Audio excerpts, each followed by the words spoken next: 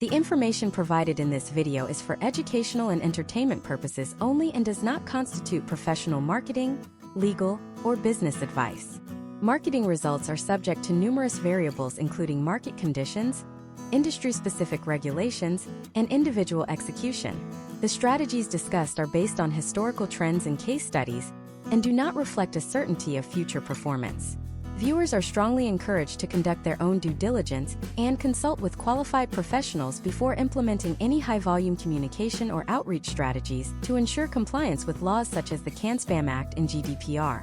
Your company's domain reputation is currently on life support, and you probably do not even know it yet. Right now, as you sit there, the servers at Google and Microsoft are flagging your outreach as digital toxic waste. The era of the mass blast is not just dying. It is being actively hunted by sophisticated AI filters that can spot a generic template from a mile away.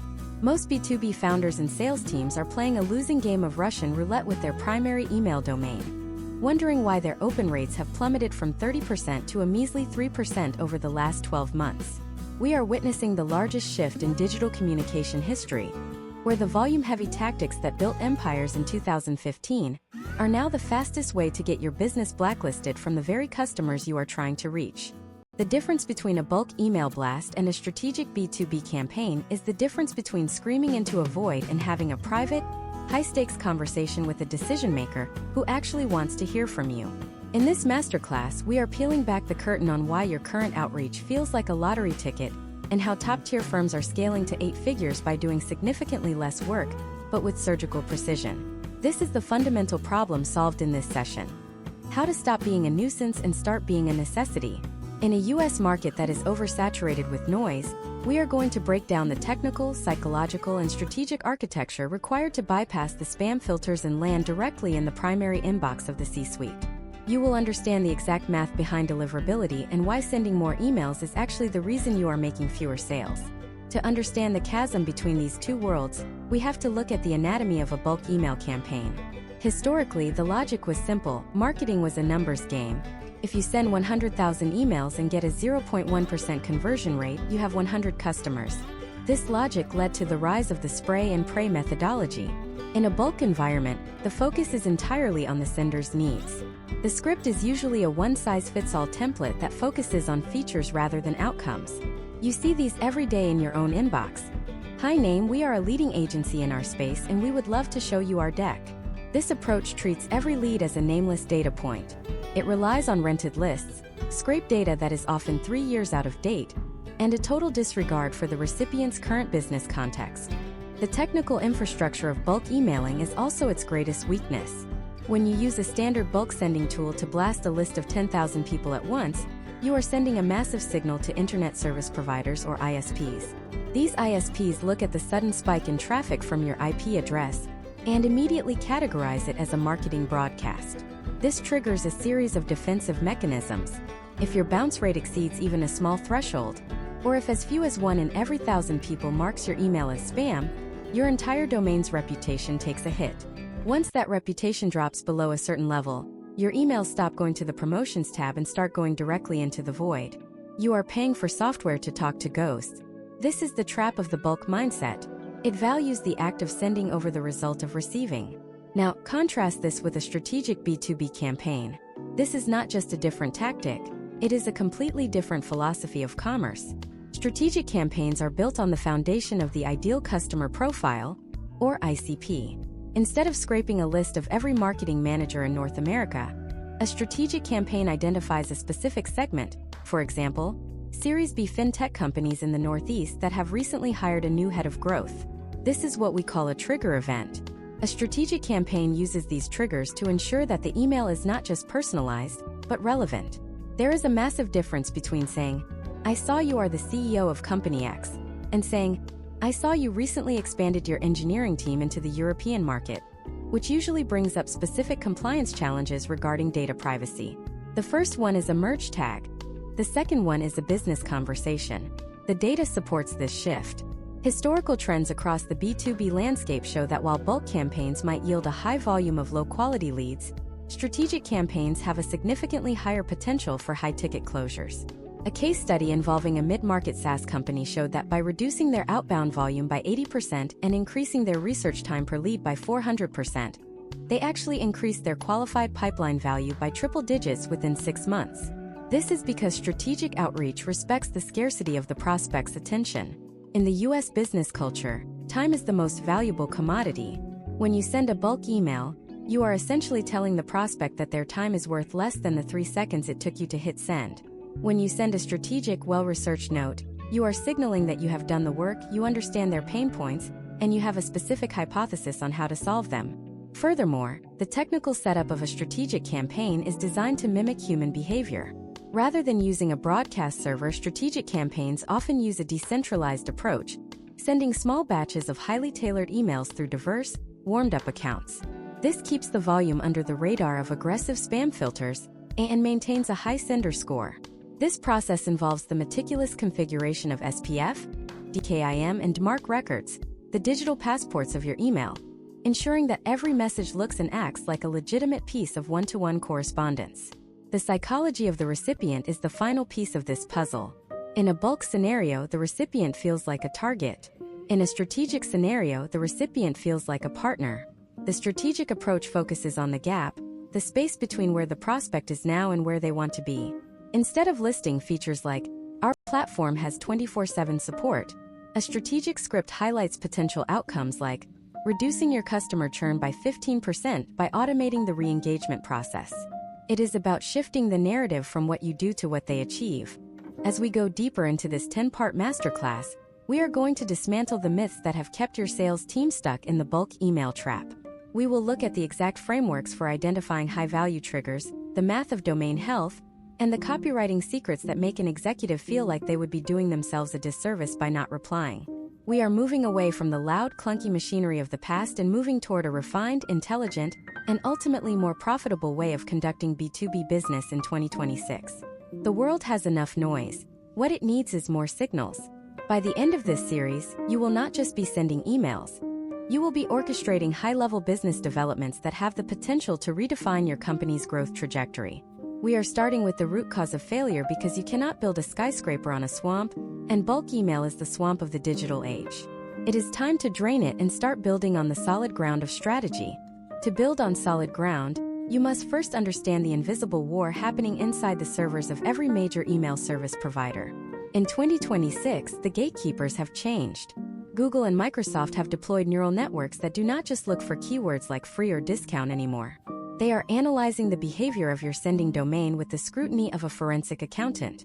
Imagine if you are Mark, a VP of sales at a high-growth logistics firm in Chicago. Mark is under pressure to hit a massive quarterly target. He does what most people in his position do. He buys a list of 50,000 logistics managers, crafts a decent enough pitch about their new automated tracking system, and hits the big green button on a bulk sending platform. To Mark, this feels like progress. He sees the progress bar moving and thinks he is casting a wide net. But inside the infrastructure of the internet, Mark has just lit a signal flare for every spam filter in the country. The moment those 50,000 identical payloads hit the outbound servers, the ISPs notice a massive spike in traffic originating from a single domain. Within milliseconds, the reputation of Mark's business domain begins to bleed. This is the bulk email trap. It relies on a high-volume, low-friction model that the 2026 internet is specifically designed to kill. Historically, volume was a proxy for reach. Today, volume is a proxy for risk. When Mark sends those emails, the spam filters look for 3 specific technical signals: authentication, engagement history, and pattern consistency. Because Mark is sending a bulk blast, his pattern consistency is a massive red flag. Real humans do not send 50,000 emails in an hour. Real humans do not send identical text to thousands of people who have never interacted with their domain before. The result for Mark is catastrophic. Not only do 98% of his emails land in the spam folder, but his primary business email, the one he uses to talk to his actual clients, starts getting flagged as well. He has poisoned the well to catch a single fish. Now let us look at the strategic alternative. Imagine if you are Elena, the founder of a boutique AI consultancy in Silicon Valley. Elena is also looking for new business, but she understands the math of 2026. She does not start with a list of 50,000. She starts with 20. She identifies 20 specific companies where her AI solutions could solve a documented problem, such as a recent public filing mentioning rising operational costs. Elena has spent weeks warming up her sending infrastructure. This is a step-by-step technical process that the bulk senders completely ignore. She started by sending 5 emails a day, then 10, then 15, ensuring that every single one received a high engagement rate. She has meticulously configured her SPF, or Sender Policy Framework, which tells the receiving server exactly which IP addresses are authorized to send mail on her behalf. She has locked down her DKIM, or Domain Keys Identified Mail, which acts as a digital seal of authenticity, proving the email was not tampered with in transit. And most importantly, she has a strict mark policy in place to protect her domain from being spoofed. When Elena sends her 20 emails, the ISPs see a perfectly authenticated, low-volume, high-engagement sender. Because her emails are tailored to the recipient, they get opened. They get read. Some even get replied to. In the eyes of a neural network spam filter, a reply is the ultimate gold star. It signals that this sender is providing value. This is the feedback loop of a strategic B2B campaign. High relevance leads to high engagement, which leads to a pristine domain reputation, which ensures that every future email lands in the primary inbox. Elena is not just sending messages. She is building an asset. Her domain reputation is a silent partner in her sales process. Let us look at a case study from a mid-sized manufacturing software company that made the switch in late 2025. They were stuck in a bulk cycle, sending 20,000 emails a month and seeing a meeting book rate of 0.05%. They were burning through leads and their sales team was demoralized. They shifted to a strategic model where they capped their total outbound volume at 400 emails per month. They spent the saved time on deep research and technical domain health. The potential outcomes were immediate. Within 90 days, their meeting book rate jumped to 8%. They were sending 98% fewer emails but generating 16 times more qualified meetings. This is not an anomaly. It is a historical trend. As the cost of sending an email has dropped to near zero, the value of a generic email has dropped even further. The US market in 2026 is hypersensitive to being sold to, but it is hungrier than ever for solutions to complex problems. The technical depth of a strategic campaign also involves managing what we call the bounce threshold. In a bulk campaign, a 5% bounce rate is often considered acceptable. In a strategic campaign, a 5% bounce rate is a disaster. High bounce rates tell the ISPs that you are using low-quality, scraped data, which is a hallmark of a spammer. Strategic campaigns use multi-step verification processes to ensure every email address is active and valid before a single byte of data is sent. They also use decentralized sending.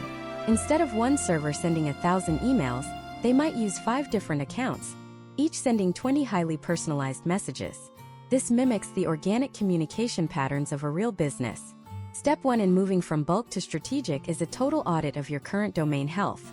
You can use tools to check if your domain has been placed on any real-time black hole lists or RBLs. If you find yourself on a blacklist, the strategic move is not to send more emails from a new domain. It is to stop, delist, and repair your reputation through a dedicated warm-up period. Step 2 is the implementation of a subdomain strategy. Sophisticated B2B players in 2026 never send outbound cold outreach from their primary corporate domain. They use specialized subdomains or entirely separate lookalike domains. This creates a firewall. If a strategic campaign hits a snag and reputation dips, the primary business communication remains untouched. This level of technical hygiene is what separates the professionals from the amateurs. But the technical setup is only the container. The real magic happens in the data layer. Bulk campaigns use broad categories like job title or industry. Strategic campaigns use intent data. They look for signals that a company is in a buying window. This could be a new round of funding, a surge in job postings for a specific department, or even technical signals like a change in their website's tech stack. Imagine if you could time your email to arrive exactly 48 hours after a prospect's main competitor launched a new product. That is not luck. That is a strategic B2B campaign powered by data orchestration. As we move forward, you have to ask yourself, are you building a machine that harvests attention, or a machine that burns it? Bulk email is an extractive industry. It takes a list, burns through it, and leaves a trail of damaged reputation and annoyed prospects in its wake. A strategic B2B campaign is a generative process. It builds trust before the first meeting is even booked. It positions you as an expert who has done their homework. rather than a solicitor who is just trying to hit a quota. The shift from bulk to strategic is painful because it requires more thinking and less clicking. It requires you to trade the false comfort of high volume for the terrifying accountability of high precision. We have covered the technical chasm and the fundamental shift in domain dynamics, but there is a much deeper layer to this. Even if you land in the primary inbox with a perfectly authenticated domain, you still have to win the battle for the mind. Most people think they know how to write a B2B email, but in the era of AI-generated noise, the old templates are acting like a repellent. In the next part, we are going to dive into the psychological triggers that actually get a high-level executive to stop scrolling and start typing a reply. We are going to look at the three-part script architecture that bypasses the brain's internal spam filter, and why the most successful B2B emails of 2026 look nothing like a sales pitch. If you think your subject lines are the reason people are not replying, you are only seeing 10% of the picture. The real secret lies in the first 4 words of your first sentence. Those first 4 words are the digital equivalent of a firm handshake or a desperate grab at a sleeve. In 2026, the average American executive receives over 120 external emails a day. They are not reading those emails. They are scanning them for a reason to hit the archive button. If your first 4 words are "I hope you are," or "my name is," or "we are an agency," you have already lost. Those phrases are the linguistic markers of a bulk sender. They signal to the recipient's brain that this is a low-value, automated transaction that requires zero mental energy to discard. Strategic B2B campaigns understand that the battle is won in the preview text on a smartphone screen. When James, a CTO at a mid-sized fintech firm in New York, looks at his phone while waiting for his coffee, he sees a snippet of your message. If that snippet says "I noticed your recent," his brain stays engaged. If it says "I wanted to reach," his thumb moves to the left and you are gone forever.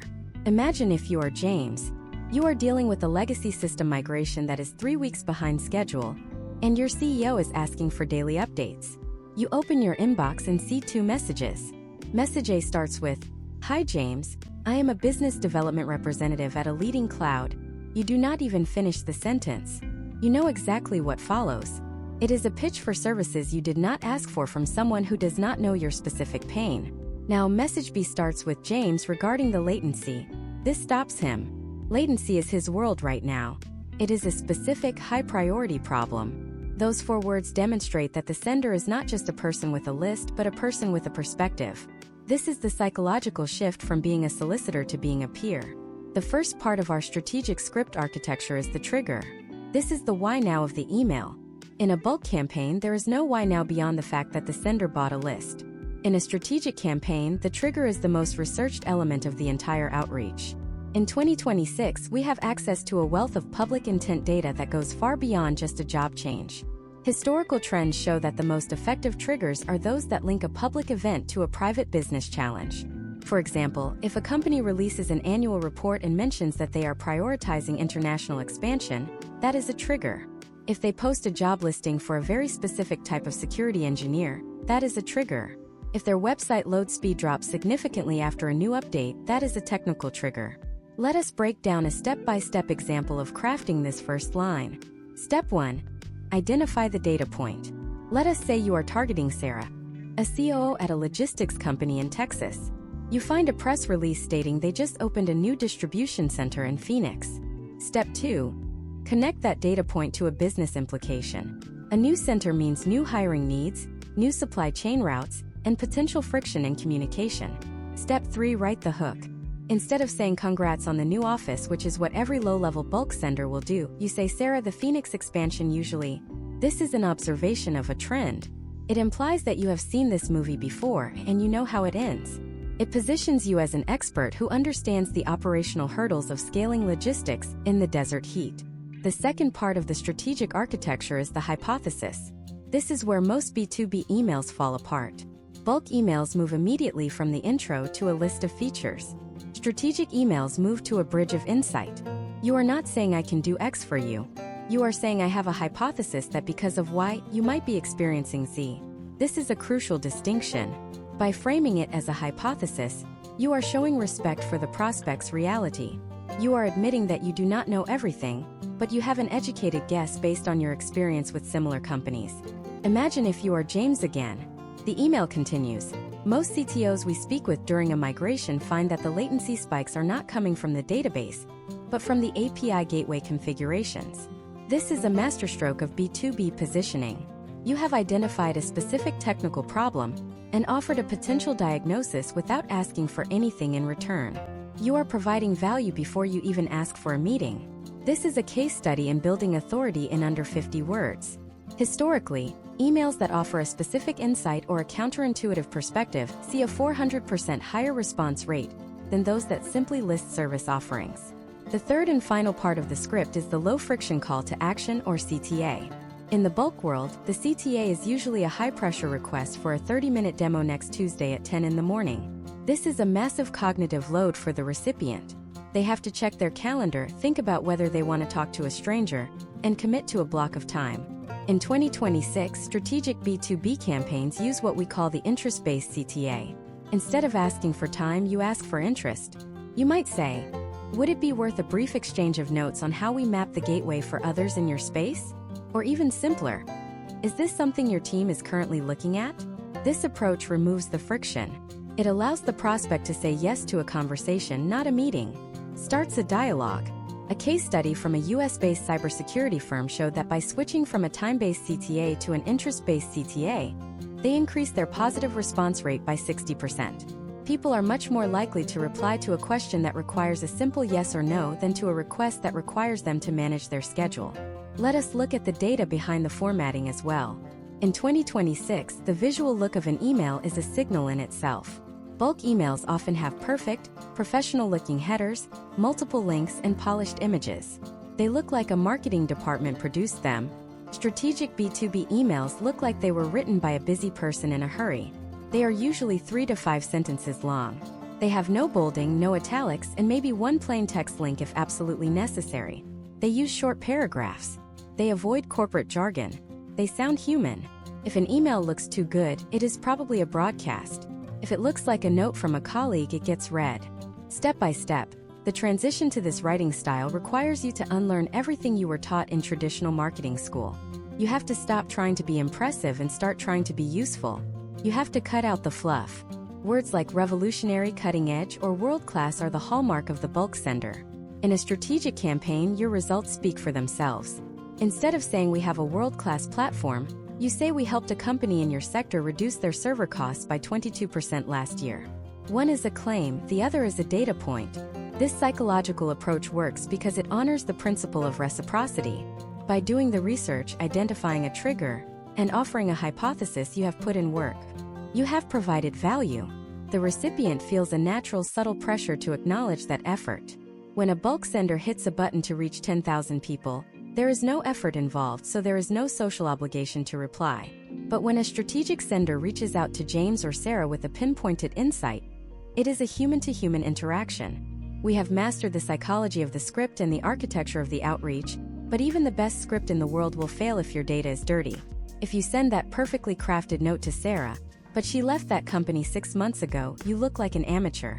Worse, if you send it to her 3 times because your systems are not synced, you are officially a nuisance. In the next part, we are going to look at the engine room of the strategic B2B campaign, the data orchestration. We are going to explore how to build a dynamic list that updates in real time, and why the most successful firms are now using AI not to write their emails, but to find the reasons to write them.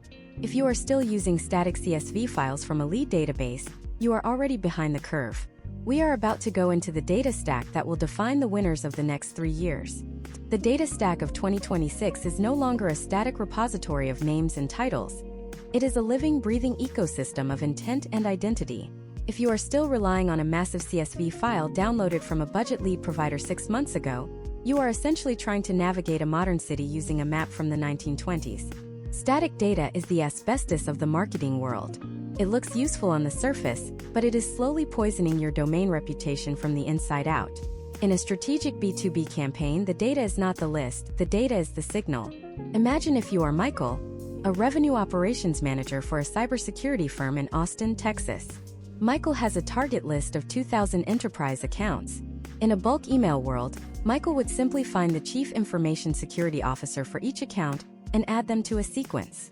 But Michael knows that in 2026, 40% of those CISOs will change roles, companies, or even industries within a 12-month period. If Michael sends an email to a CISO who left their post 3 weeks ago, his bounce rate spikes. If he sends it to the person who replaced them but uses the old name, he looks like a machine. Michael's solution is what we call the waterfall enrichment process.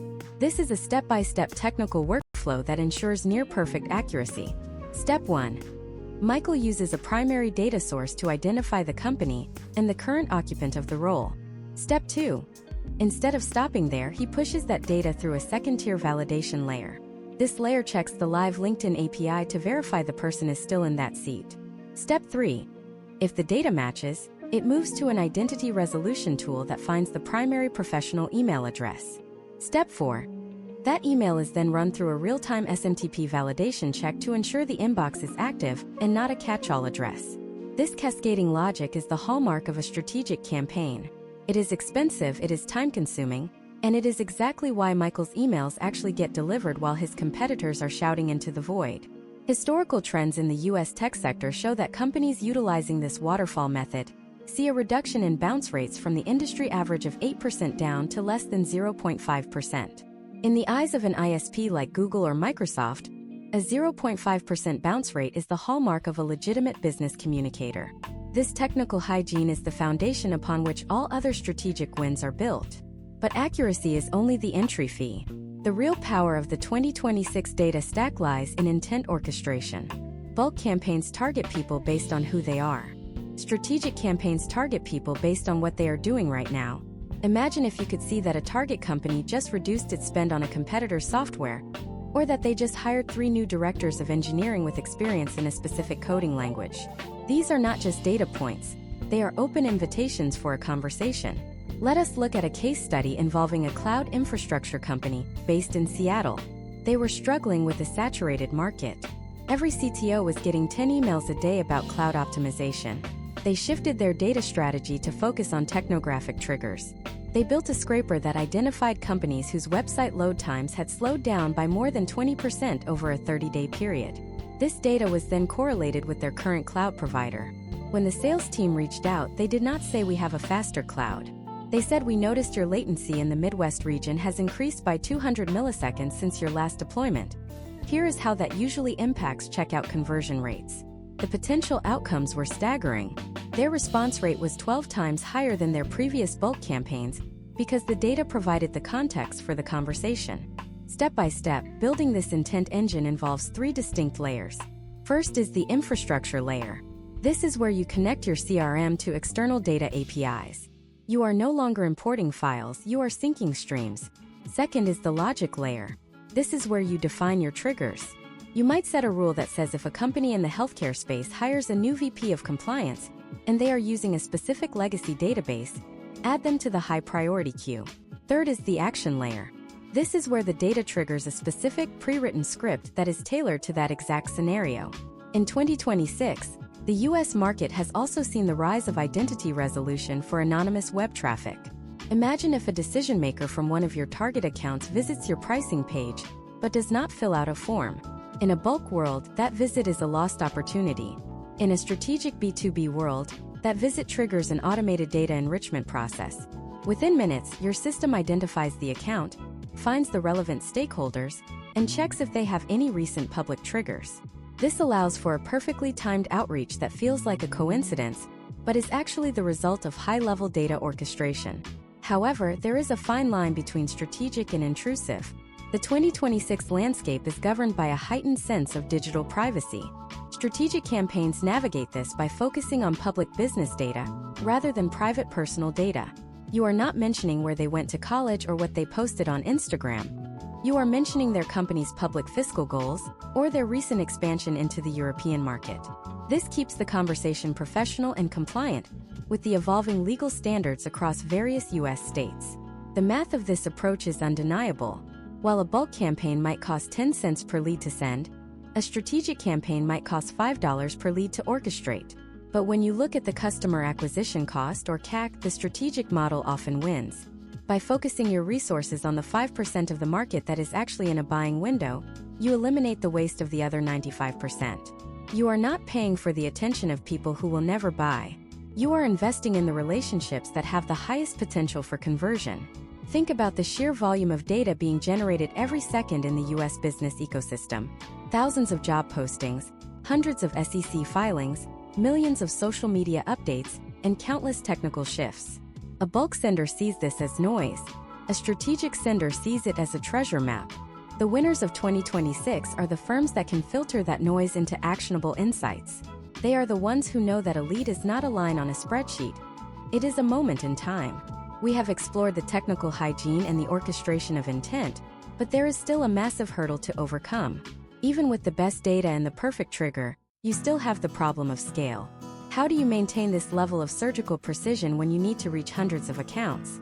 Most people think the answer is to hire more people or use more bots, but that is a recipe for disaster. The real secret lies in a concept we call fragmented personalization.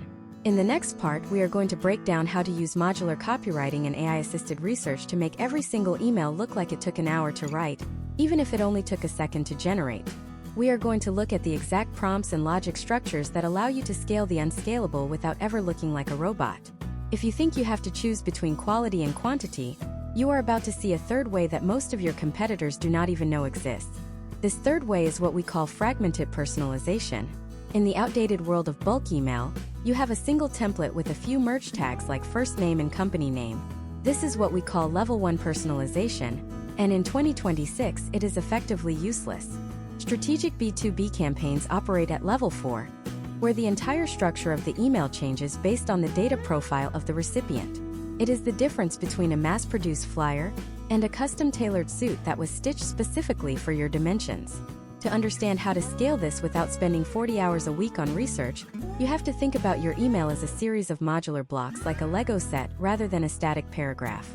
Imagine if you are David, a senior account executive for a cybersecurity firm in Denver. David has a list of 300 high-value targets.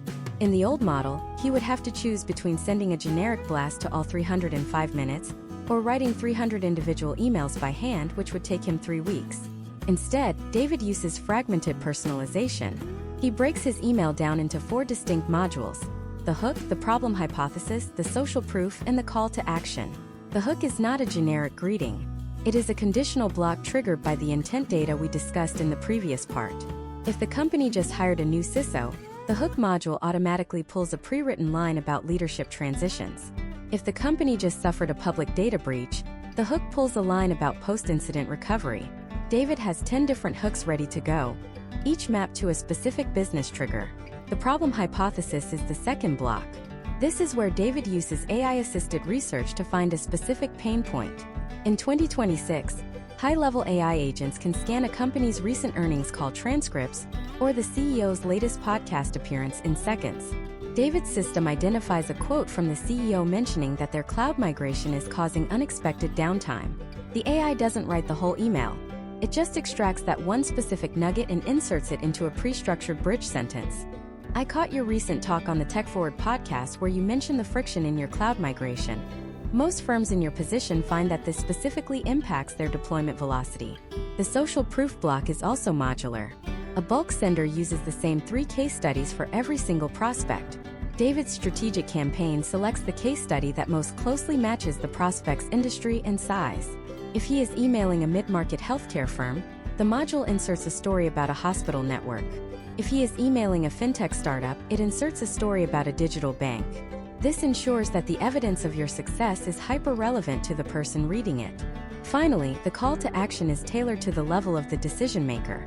If David is emailing a manager, he might ask for a technical document swap. If he is emailing a VP, he asks for a brief exchange of perspectives on industry trends. By the time David hits send, the email looks like a completely bespoke, one-to-one message that took an hour to research. In reality, it was assembled in milliseconds by a logic-based system that David spent one afternoon setting up. This is how you achieve surgical precision at the scale of a viral campaign. Historical trends in the US B2B sector show that this modular approach results in a potential outcome of a 300% increase in positive reply rates compared to standard templated outreach. This is because you are bypassing the recipient's innate spam filter, the one in their brain that says this person doesn't know me. When Sarah, a marketing director in Seattle, receives David's email, she sees a specific quote from her own interview, a problem she is currently facing, and a case study from a direct competitor. She doesn't feel like a lead. She feels like she's being consulted by an expert. Step by step, The implementation of fragmented personalization requires a specific tech stack. Step 1. You need a data orchestration layer that can identify your triggers. Step 2. You need a content repository where your modular blocks live. Step 3.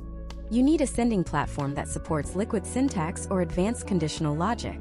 Liquid syntax is a templating language that allows you to write code inside your email.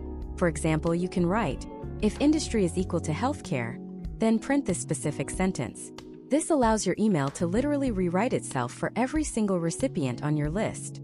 Let's look at a case study from a logistics software provider in Ohio that implemented this in early 2026. They were targeting 500 shipping companies.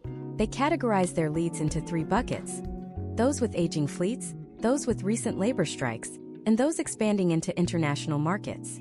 They wrote 3 different hooks, 3 bridges, and 2 CTAs. The system combined these into 18 different variations of the same core message. The result was not just more replies, but better replies. Instead of people saying unsubscribe or stop, they were getting replies that said, "This is incredibly timely. How did you know we were struggling with this?" The key to making this work without looking like a robot is the 10% rule. In 2026, AI can do 90% of the heavy lifting, but that final 10% must be human. This is where the strategic B2B campaigner wins. Before an email goes out, a human eyes the assembled modules for 5 seconds. They check to make sure the AI-extracted quote makes sense and that the tone is consistent. This human-in-the-loop system prevents the embarrassing hallucinations that often plague fully automated AI campaigns. It ensures that your message has the soul of a human and the efficiency of a machine. The psychology here is deep. People in the US business world are currently being bombarded by lazy AI-generated content. You can see it everywhere. The overly polite introductions, the perfect grammar that feels cold, and the lack of specific, hard-hitting facts. Strategic campaigns use what we call the grumpy engineer tone. They are direct, they are factual, and they avoid marketing fluff. They don't say, "We are thrilled to connect." They say, "I noticed your server latency and I think I know why." This subversion of the typical sales tone is incredibly effective at breaking through the noise of 2026. But even with this level of personalization, you are still just a person in an inbox. In the modern B2B landscape, the inbox is only one part of the journey. If you send a perfectly personalized email but your LinkedIn profile looks like it hasn't been updated since 2022, or if the prospect sees a generic ad for your company 5 minutes after reading your email, the spell is broken. You have to move beyond the inbox and into a multi-channel ecosystem where your message is reinforced across every touchpoint. We have mastered the technical setup, the data orchestration, and the modular copywriting. Now we have to look at the surrounding environment. How do you surround your target prospects so that by the time they reply to your email, they already feel like they know, like, and trust you? In the next part, we are going to dive into the strategic omnichannel framework. We are going to look at how to sync your email outreach with social selling and digital advertising to create a surround sound effect that makes your business seem like the only logical choice in your industry. If you think the email is the end of the strategy, you are only playing half the game. We are about to go into the invisible layers of a campaign that happened before the first email is even opened. The invisible layers of a campaign are what we call the preheating phase. In 2026, if the first time a prospect hears your name is when they see your email in their inbox, you are already fighting an uphill battle against their natural skepticism. Bulk emailers rely on the element of surprise, which in the B2B world is usually an unpleasant one. Strategic campaigners, however, rely on the element of familiarity. This is the strategic omnichannel framework, and it is designed to ensure that when your email finally arrives, the prospect has a subconscious reaction of, "Oh, I have seen these people before," rather than "Who is this stranger?" Imagine if you are Robert, a CFO at a mid-market healthcare technology firm in New Jersey. Robert is notoriously difficult to reach. He does not answer unknown calls, and his assistant is a master at gatekeeping. However, Robert is active on LinkedIn and occasionally reads industry-specific trade publications. 7 days before Robert ever receives an email from you, he sees a sponsored post in his LinkedIn feed. This is not an ad for a demo. It is a short, insightful video or a data-heavy infographic about how CFOs in the healthcare space are navigating the new 2026 tax regulations regarding AIR and D credits. Robert scrolls past it, but his brain registers the brand name. 3 days later, while reading an article on a major business news site, he sees a small display ad that mentions a case study on cost optimization for tech stacks in his specific revenue bracket. Again, he does not click, but the name is reinforced. When your strategic email finally lands on day 7, Robert sees a familiar name. This is the mere exposure effect in action, a psychological phenomenon where people tend to develop a preference for things merely because they are familiar with them. Historical trends in 2026 show that this preheating process can increase open rates by as much as 40% because it removes the cold from the cold email. This is not just marketing, it is psychological conditioning.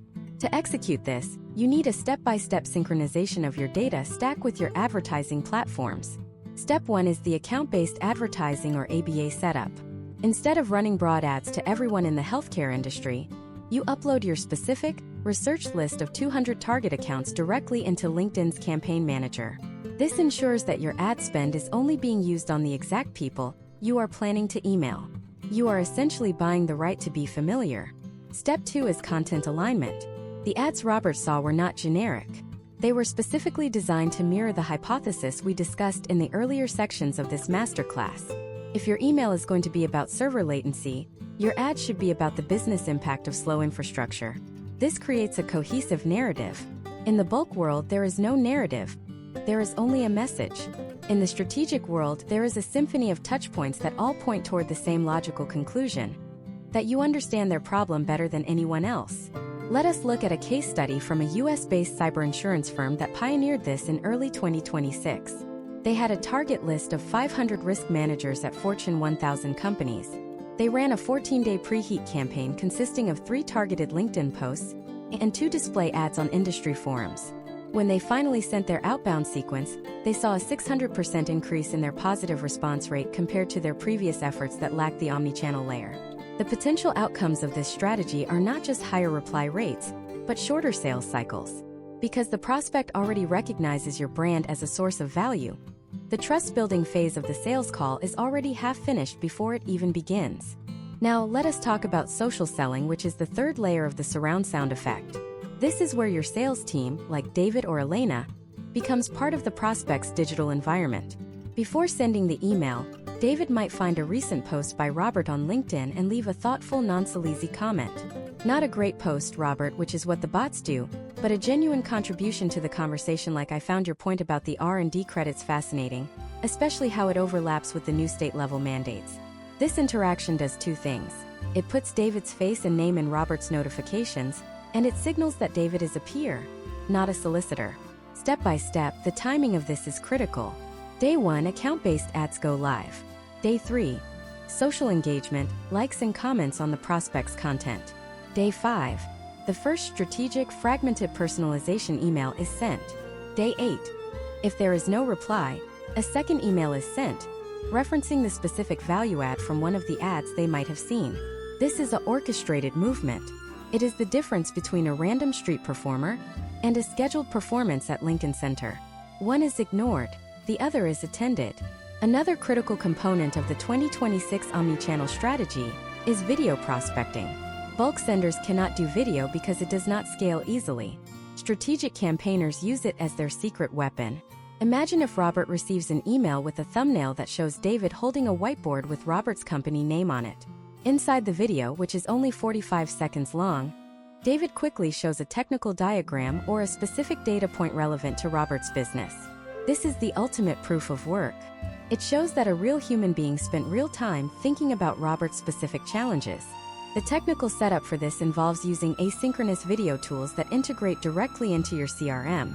You can track exactly when the prospect watches the video, how much of it they watched, and if they clicked any links. If Robert watches the video 3 times but does not reply, that is a massive intent signal. This triggers a different follow-up sequence, one that is not a nudge, but an invitation to a deeper dive on the specific part of the video he watched most. This level of orchestration requires a high degree of collaboration between marketing and sales. In the old bulk model, marketing would throw a list over the fence and sales would blast it. In 2026, the 2 departments must be fused. Marketing provides the air cover through targeted ads and content, while sales provides the ground support through personalized outreach and social selling. This is what we call the unified revenue engine. If you are thinking this sounds like a lot of work for a single lead, you are right. It is. But in the 2026 US B2B market, a single lead from a company like Robert's can be worth 6 or 7 figures in annual recurring revenue. The bulk sender is playing a game of pennies. hoping to strike gold in a mountain of coal. The strategic campaigner is a diamond miner. They know exactly where the vein is, and they use the most sophisticated tools available to extract the value with minimal waste. But even with the ads, the social selling, and the perfect video, there is one thing that can still kill your campaign: the follow-up. Most people either follow up too much and become a stalker, or they follow up too little and are forgotten. There is a very specific math to the follow-up in a strategic B2B campaign that involves changing the medium and the message with every single touchpoint. We have built the environment and sent the first message, but now we have to navigate the long game. In the next part, we are going to dive into the strategic follow-up architecture. We will look at why the I am just circling back email is the fastest way to get blocked, and how to use the value loop method to keep a conversation alive for months without ever being annoying. We are going to look at the exact timing intervals and the shift in psychology that needs to happen between touchpoint 3 and touchpoint 7. If you have ever had a prospect go dark after a great first interaction, you are about to learn exactly how to bring them back into the light. The circling back email is a relic of a dying era.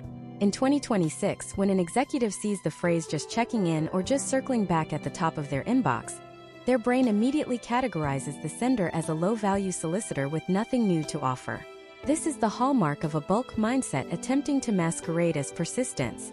In a strategic B2B campaign, persistence is not about frequency. It is about the sequential layering of value.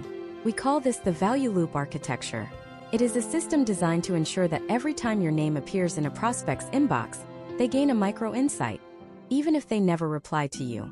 Imagine if you are Kevin, the VP of operations for a major e-commerce fulfillment center in Seattle. Kevin is currently managing a workforce of 1,500 people and trying to integrate a new robotics suite that is causing unexpected bottlenecks in the packing line. Your first 2 emails to Kevin were masterpieces of strategic outreach, data-driven, researched, and triggered by his recent expansion. He saw them, he was impressed, and he genuinely intended to reply, but then a conveyor belt malfunctioned on floor 4, and your email was pushed to page 3 of his inbox. If your third touchpoint is a nudge like, "Hey Kevin, did you see my last email?" you have just told Kevin that your time and your quota are more important than his operational crisis. You have broken the spell of being a peer and revealed yourself as just another salesperson. The strategic alternative for touchpoint 3, which typically happens 3 to 4 days after the second message, is the supplemental insight. Instead of asking if he saw the last email, you provide a new, distinct piece of value that supports your original hypothesis. For example, if your initial outreach was about labor efficiency, your third email might say, "Kevin, I was looking at the new regional labor statistics for the Pacific Northwest and noticed a 4% spike in turnover for specialized robotics technicians. Most operations in Seattle are pivoting toward a specific cross-training model to mitigate this. I thought this chart might be relevant to your current integration." By doing this, you are not asking for anything. You are contributing to his knowledge base. You are becoming a resource he can use, which builds a massive amount of psychological equity. Historical trends in the US B2B landscape during 2025 and 2026 show that 50% of all sales happen after the 5th touchpoint, yet 90% of bulk senders stop after the 2nd or 3rd. Those who do continue usually degrade in quality. Strategic campaigns, however, use touchpoint 4 as the relevant proof shift. This typically occurs 7 to 10 days into the sequence. By now, Kevin knows your name and knows you have a perspective. Now you show him the outcome. But you do not do it with a generic case study PDF. You do it with a narrative snippet. You might say, "Kevin, we recently worked with a fulfillment center in Ohio that was facing a similar bottleneck during their robotics rollout. By adjusting their API handshake intervals, they reduced packing errors by 18% in 6 weeks. I wrote a brief breakdown of the technical adjustment they made if you want to see the logic." Again, the friction is low. You are offering a breakdown of logic, not a demo of a product. By the time we reach touchpoint 5, we move into the pattern interrupt. If Kevin has not replied to 4 high-value emails, it is likely that the inbox is simply the wrong channel for him at this moment. This is where the strategic campaigner pivots the medium. You might send a 2026-style personalized video or reach out via a professional social channel, but the message changes from a hypothesis to a permission-based inquiry. You might say, "Kevin, I have sent over a few ideas regarding the robotics integration. If this is not a priority for your team this quarter, let me know and I will stop the updates. I just wanted to ensure the data on the Ohio rollout reached the right person." This is what we call negative friction. By giving Kevin an easy out, you are actually more likely to get a reply. It signals that you are a professional who respects his time and that you are not going to haunt his inbox indefinitely.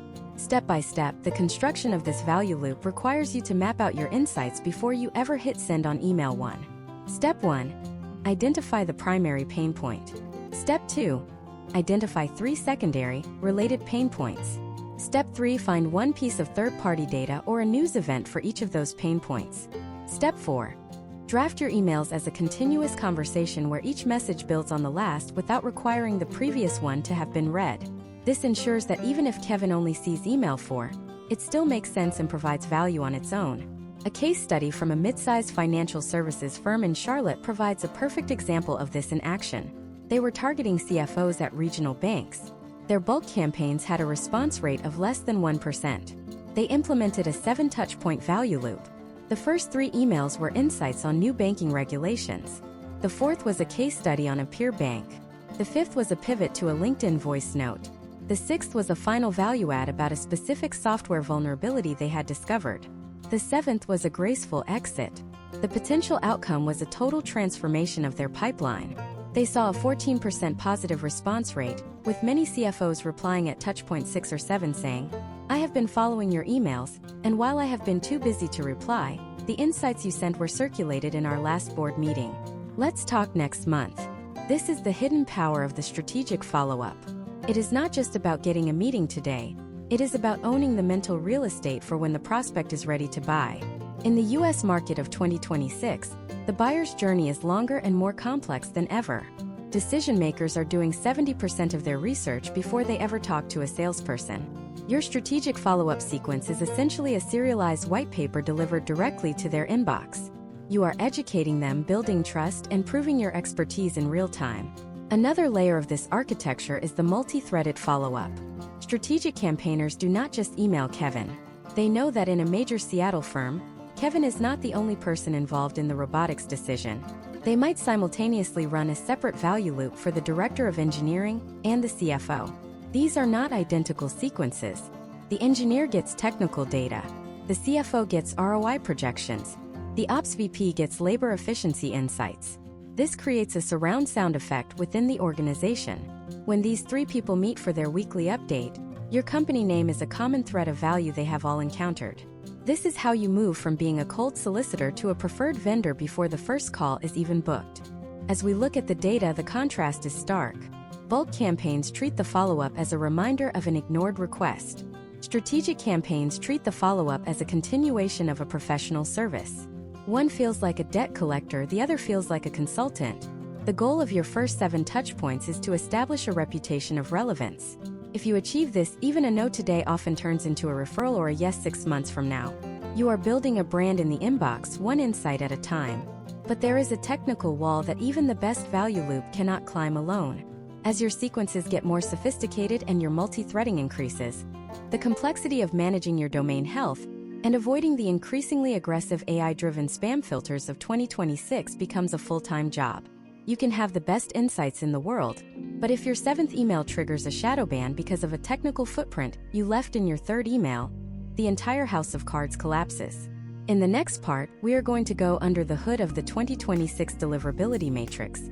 We are going to explore the specific server-side signals that determine whether your value-laden follow-ups actually see the light of day, and how to use AI-powered inbox placement tools to ensure you stay in the primary tab indefinitely.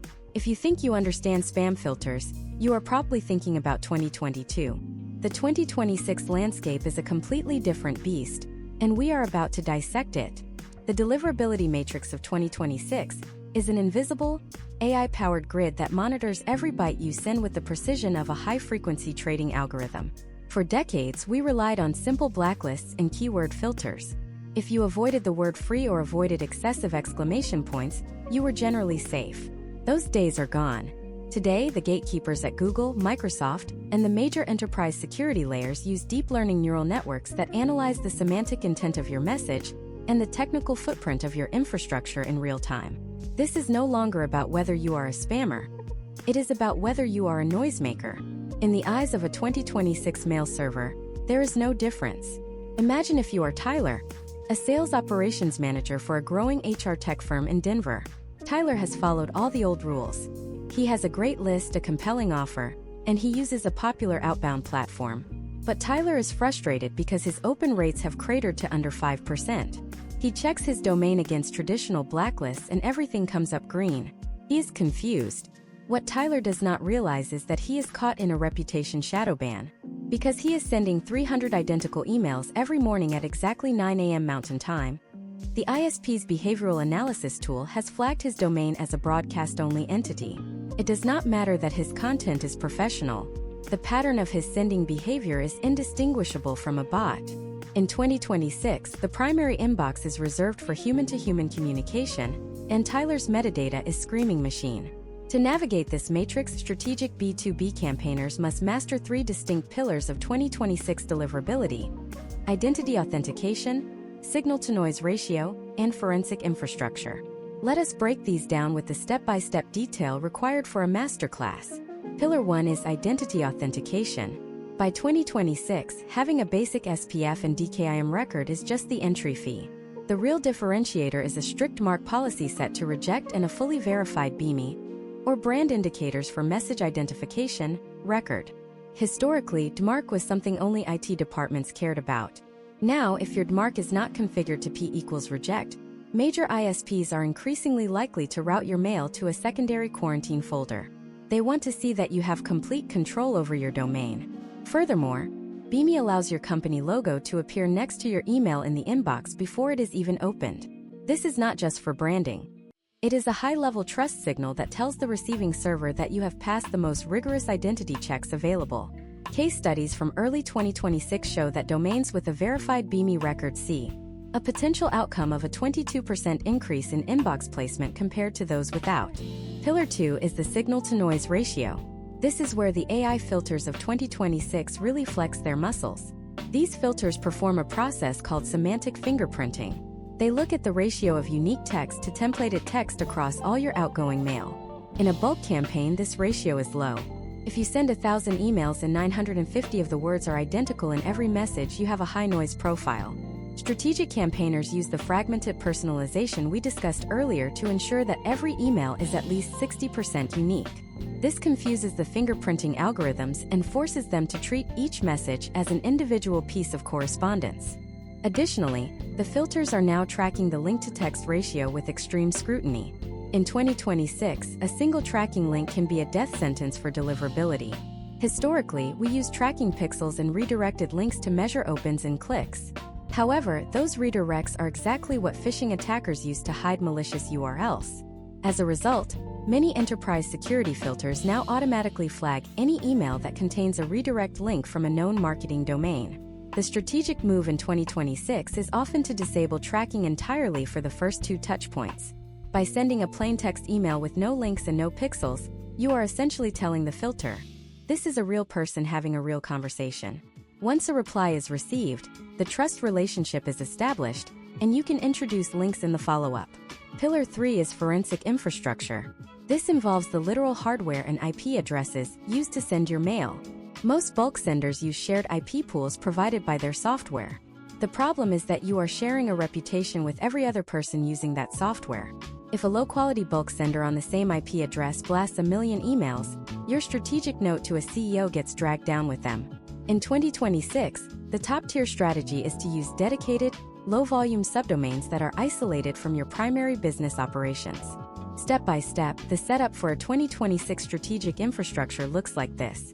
Step 1. Purchase a dedicated domain that is a variation of your main site, for example, https://www.google.com/search?q=getcompanyname.com instead of companyname.com. Step 2. Perform a 30-day warm-up period. You cannot just start sending 50 emails a day. You must start with 3, then 5, then 8, using a peer-to-peer warm-up network where real humans open, reply, and move your emails from the Promotions tab to the Primary tab. This builds a history of positive engagement. Step 3. Maintain a volume cap. In 2026, no individual inbox should ever send more than 50 cold outbound emails per day. If you need to reach 500 people, you don't send more from one account. You use 10 different accounts across 10 different subdomains, each sending 50. This creates a fragmented footprint that is much harder for AI filters to categorize as a mass marketing event. Let us look at a case study of a Boston-based fintech company, Apex Pay, that was struggling with these exact issues. In 2025, they were using a traditional bulk approach, sending 10,000 emails a month from their primary domain. Their deliverability had plummeted to 40%. They were essentially burning money. They pivoted to a strategic 2026 model.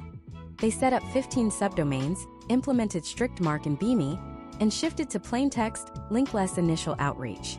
The potential outcomes were transformative. Within 90 days, their inbox placement jumped to 96%.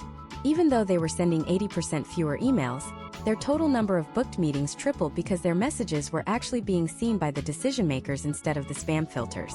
The math of 2026 is simple. Engagement equals deliverability. The more people who reply to you, the more the ISPs trust you. This creates a virtuous cycle. A strategic campaign is designed to generate replies, which in turn reinforces your domain reputation, which ensures your next campaign lands in the inbox. A bulk campaign does the opposite.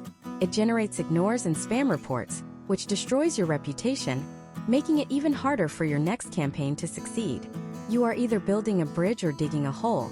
But even with a pristine technical setup, there is another layer of the 2026 landscape that is beginning to emerge. We are seeing the rise of AI assistants, personal agents that act as a buffer between the executive and their inbox. These agents are trained to summarize, prioritize, and in many cases, automatically delete cold outreach before the human even knows it exists. You aren't just trying to bypass a server anymore.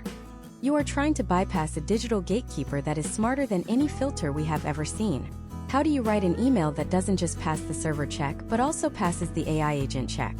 How do you ensure that when an AI summarizes the morning's emails for a CEO, your message is at the top of the list as a high-priority item, rather than being buried in the junk pile? In the next part, we are going to dive into the world of agent-to-agent B2B communication. We will look at the specific semantic triggers that convince an AI assistant that your email is worth a human's time. We are moving beyond simple deliverability and into the realm of algorithmic persuasion. If you thought the human gatekeepers were tough, you haven't seen anything yet. We are about to crack the code on the AI-managed inbox. The AI-managed inbox is the final frontier of B2B communication in 2026. We are no longer just fighting the server-side filters. We are fighting the executive's personal digital twin. Imagine if you are Marcus, the CEO of a multi-state renewable energy conglomerate based in Phoenix, Arizona. Marcus does not look at his raw inbox anymore. He has a highly tuned AI agent that acts as his chief of staff. Every morning, Marcus asks a single question: what do I actually need to care about today? The AI then provides a curated summary of high-priority internal comms, client issues, and external opportunities. If your email is a bulk blast, it never even makes the summary. It is categorized as noise and moved to a low-priority digest that Marcus might look at once a month, if ever. To win in this environment, a strategic B2B campaign must be designed for semantic value scoring. This is the process where the AI agent analyzes the content of your email to determine its relevance and utility. In 2026, AI gatekeepers use vector embeddings to compare the text of your email against the current strategic goals of the company. If Marcus's company has publicly stated they are looking to optimize their battery storage efficiency, and your email contains specific, high-entropy data about battery degradation patterns in high-heat environments like Arizona, the AI scores your email as high utility. It doesn't just let the email through. It adds it to the morning summary with a note: this sender has provided data relevant to our Q3 storage efficiency goal. This is where the bulk sender fails fundamentally. A bulk email is, by definition, low entropy. It uses generic language that the AI has seen millions of times. When the AI agent sees phrases like "I want to help you scale" or "we are the best in the industry," it recognizes these as low information patterns. The AI's job is to protect the executive's time, and low information patterns are the first thing to be filtered out. Strategic campaigns, on the other hand, use what we call information gain. Every sentence in your email must provide a piece of information that the recipient's AI does not already have in its local context window. Let us look at a step-by-step technical approach to writing for the AI gatekeeper. Step 1. Perform a context alignment check. Before you send an email to Marcus, your system should analyze his company's latest public filings, recent news mentions, and even his LinkedIn activity from the last 48 hours. Step 2. Identify the data anchor. This is a specific, verifiable fact or figure that is relevant to Marcus's world.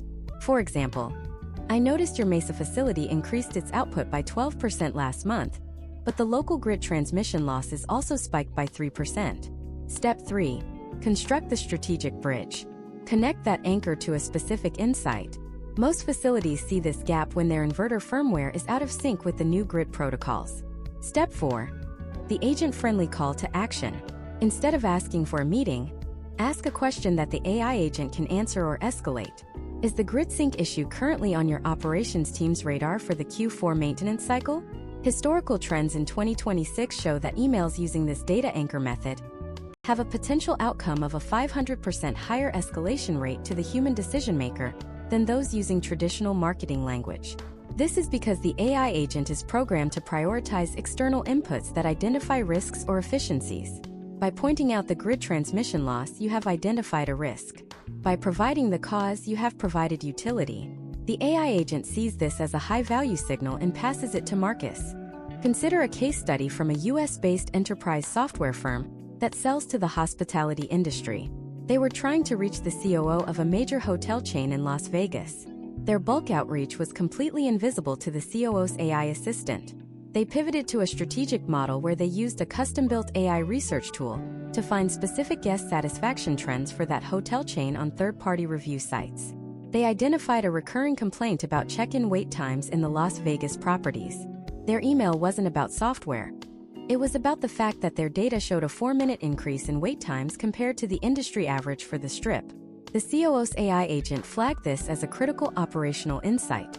The COO replied within 2 hours. This is the power of writing for the agent to reach the human. We also have to understand the concept of the summary-first writing technique. In 2026, you should write your email with the assumption that the human will only ever read a one-sentence summary of it generated by their AI. If your email is a long-winded pitch, the AI might summarize it as, "Salesperson offering software for hotels." Marcus will ignore that. But if you front-load your email with high-value data, the AI will summarize it as, "Analyst report showing 4-minute check-in delay at Vegas properties and a proposed technical fix." That is a summary Marcus will act on. To achieve this, the most important information must be in the first 20% of the email. In the bulk world, the punchline is at the end. In the strategic world, the punchline is the headline. Furthermore, strategic B2B campaigns in 2026 are utilizing what we call proof of human intelligence or PHI. As the world becomes flooded with low-quality AI-generated content, the personal AI assistants of executives are becoming highly skilled at detecting fully automated outreach. They look for perfect syntax, lack of specific regional context, and overpolished tone. To bypass this, strategic campaigners intentionally include markers of human effort. This could be a reference to a specific, niche industry event that only a human expert would know, or a slight, natural variation in tone that reflects a genuine human perspective. It is about signaling that a high-value human spent time thinking about a high-value problem. Imagine the difference in the US market today. On one side, you have thousands of companies using cheap bots to blast the same generic scripts to every CEO in the country, hoping that one person will be bored enough to click a link. On the other side, you have the elite 5% of firms who treat every outreach as a surgical operation. They understand that in 2026, attention is the scarcest resource in the economy. They don't try to steal attention. They earn it by providing value before they ever ask for a dollar. They treat the AI gatekeeper as a partner to be persuaded, not an obstacle to be tricked. The technical complexity of this is high, but the potential outcomes are what define market leaders. If you can consistently bypass the AI gatekeeper and land on the morning summary of a Fortune 500 CEO, you have a competitive advantage that no amount of bulk spending can overcome. You are no longer a vendor. You are an advisor who has already proven your worth through the quality of your data and the precision of your insight. However, even if you master the AI gatekeeper, there is one final piece of the puzzle. A strategic B2B campaign is not just about the first meeting. It is about the entire life cycle of the relationship.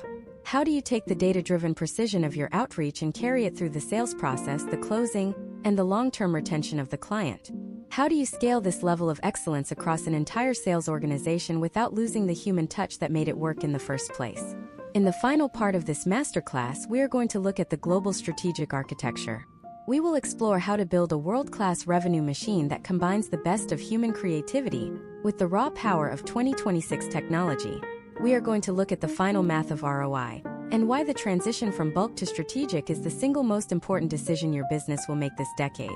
The era of noise is over. The era of the signal has begun.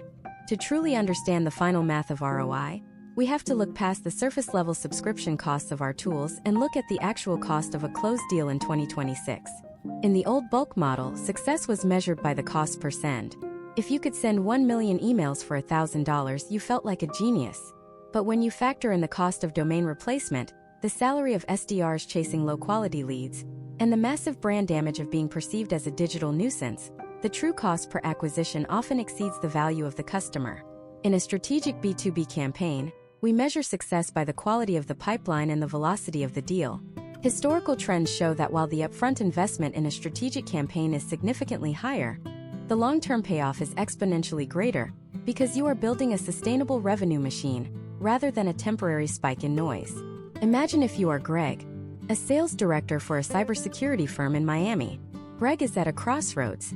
He can either spend $50,000 on a massive outbound department that sends 1 million emails a month, or he can spend that same $50,000 on a lean high-intelligence unit that targets 500 elite accounts. In the bulk scenario, Greg might see 10,000 opens, 200 clicks, and maybe 5 meetings. Of those 5 meetings, 4 are with people who have no budget or authority. The potential outcomes are a frustrated sales team and a burnt domain. In the strategic scenario, Greg's team spends the first month doing nothing but research and infrastructure setup. They identify the exact triggers, the AI gatekeeper preferences, and the multi-channel surround sound strategy we have discussed. When they finally launch, they only send 100 emails a week. But those emails are landing in the primary inboxes of the most influential decision-makers in their industry. The data from 2025 and 2026 indicates that Greg's strategic approach will yield a 60% higher close rate on the meetings he does book. This is because the relationship began with a demonstration of expertise rather than a request for time. By the time Greg's account executive gets on the phone with the prospect has already seen 3 pieces of high-value content, a personalized video, and a perfectly timed insight about their specific operational pain. The sales call isn't a pitch, it is a consultation. This reduces the sales cycle by an average of 30%, which is the most overlooked metric in B2B growth. Time is the enemy of every deal. By using a strategic campaign to build trust early, you are literally buying back time for your sales organization. Step by step, the transition to a global strategic architecture requires a fundamental shift in your revenue operations, or RevOps. Step 1 is the decommissioning of the volume-first mindset. You have to stop rewarding your team for the number of emails sent and start rewarding them for the depth of research performed. Step 2 is the integration of your data silos. Your marketing team's intent data must be visible to your sales team in real time. If a target account visits your pricing page, your SDR should know about it within seconds and have a pre-written, modular insight ready to go. Step 3 is the implementation of a continuous feedback loop. Every reply, whether positive or negative, must be analyzed to refine your problem hypotheses. If a certain insight is getting a high response rate in the fintech sector, you need to be able to scale that insight across the rest of your fintech list instantly. Let us look at a case study of a major US-based industrial manufacturing company that made this transition in early 2026. They had been a bulk sender for a decade, and their results had flatlined. They decided to kill their bulk department entirely and retrain their SDRs as research analysts. They focused on just 50 key accounts, the whales of their industry. They spent 3 months mapping every stakeholder, every public filing, and every technical vulnerability of those 50 companies. The potential outcome was the largest single quarter in the company's history. They didn't just book meetings. They won 3 of the biggest contracts in their sector because their outreach was so precisely aligned with the strategic goals of those companies. They proved that in 2026, being relevant to 10 people is worth more than being visible to 10,000. The 2026 competitive landscape is unforgiving to the loud and the lazy. As AI continues to evolve, the cost of generating generic content will drop to 0, which means the volume of noise will only increase. If you are still using bulk tactics, you are competing in a race to the bottom where the prize is being ignored by everyone who matters. Strategic B2B campaigns are the only way to climb out of that pit. They allow you to leverage the power of AI to do the research, while preserving the human intuition that builds real business relationships. It is the fusion of high-tech data orchestration with high-touch human expertise. Think about the long-term value of your brand. In 2026, your digital reputation is your most valuable asset. Every time you send a bulk email, you are taking a small withdrawal from that asset. Every time you send a strategic, value-driven insight, you are making a deposit. Over a year, those deposits compound. You become known in your industry as the firm that actually understands the problems, not just the firm that has the loudest megaphone. This reputation makes everything easier. It makes your ads more effective, it makes your social selling more natural, and it makes your future outreach even more likely to be opened. The math of ROI also includes the retention of your best talent. In 2026, top-tier sales professionals do not want to work for a company that forces them to be a human spam bot. They want to be strategic advisors. By moving to a strategic model, you attract and retain the kind of people who can actually close high six-figure deals. The cost of turnover in a sales department is a silent killer of growth. A strategic culture creates a more engaged, more professional, and ultimately more profitable workforce. As we conclude this 10-part deep dive, you have to realize that the difference between bulk and strategic is not just a tactical choice. It is a defining characteristic of your business. Are you a company that asks for things, or are you a company that provides things? Are you a nuisance, or are you a necessity? The tools and frameworks we have covered, from the technical deliverability matrix to the modular copywriting and the AI-managed inbox, are all just means to an end. The end goal is to be the one signal that breaks through the noise. You now have the exact blueprint to transform your outbound from a failing lottery to a precision-engineered revenue engine. We have covered the infrastructure, the psychology, the data, and the execution. But the most important part is the first step you take after this video ends. The US market in 2026 is waiting for leaders who are willing to do the work that others are too lazy to do. The bulk senders will continue to complain about low open rates and aggressive filters, while you are quietly dominating the primary inboxes of the most important people in your industry. We have mastered the email and the surrounding digital ecosystem, but there is one final, hidden layer to the 2026 sales machine that most people are completely overlooking. It is the bridge between digital signal and physical presence. In a world where everything is digital, the physical world has become the new frontier of high-ticket B2B sales. In our next masterclass series, we are going to explore the high-touch physical integration, how to use automated direct mail, local field events, and physical proof of work to close the gap after the digital relationship has been established. If you thought the digital strategy was deep, you haven't seen how we are bringing the signal back into the real world. That is where the truly massive deals are being signed in 2026. Stay tuned because the game is only getting more interesting.